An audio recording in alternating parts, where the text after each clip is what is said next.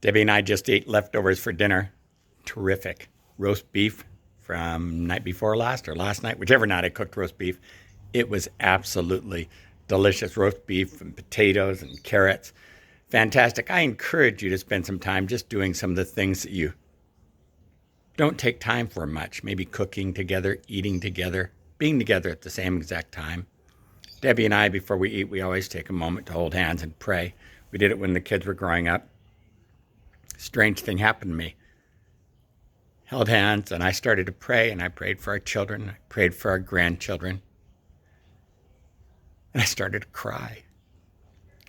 It was just like the stress of all the worry about what's my children's lives going to look like now. What's my grandchildren's lives going to look like now? And I thought about the stress that all of us are carrying. Thought about, I looked at the Big Five ad today and I said, Debbie, they've got sleeping bags for only $14. I should go get some for Jackets for Jesus. Then it occurred to me that Jackets for Jesus isn't going to the street Sunday night. Big Five is closed. I can't do any of that. It made me feel like there was just, what's next? And I don't know what stress you're carrying, but I see a lot of parents posting on Facebook, what should we be teaching our children during this time?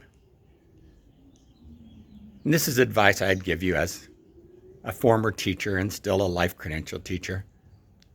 Love them. Spend some time with them. Embrace them. There's always going to be time for content.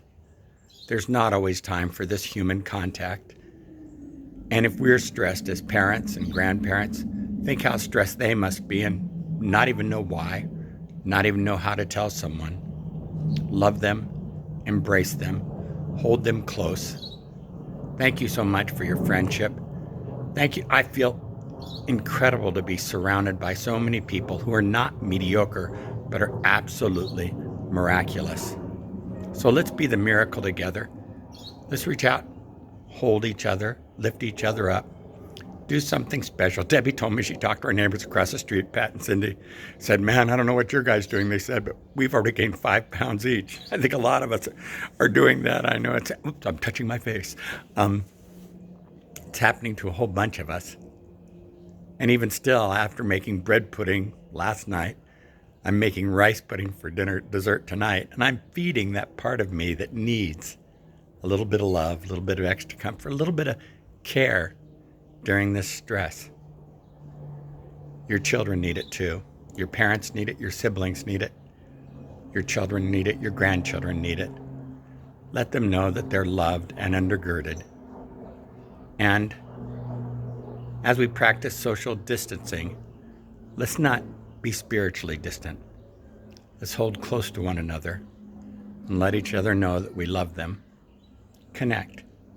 Don't cry in silence. Don't grieve alone, and don't be stressed out without telling someone. Don't be afraid to hold someone in your arms, or maybe 6 feet away, maybe on the end of a video, and just cry together. Call them on the phone. Let them know you don't know what's going to happen and it's kind of scaring you. And together, we'll get through this mess. Together, we'll make it through this storm. I promise. Sunday morning, I'm talking about choosing faith at 8:45, live from Central Community. You're invited to be a part of that message. Until then, God bless you. God bless you. Know that I'm stressed out for you, just like you're stressed out. Stressed out for my grandchildren, children, just like you're stressed out. Let's find a way to focus it so there can be healing, that we can become whole again. What odd times these are we live through. God is greater. God is stronger. We're going to survive this storm. I promise.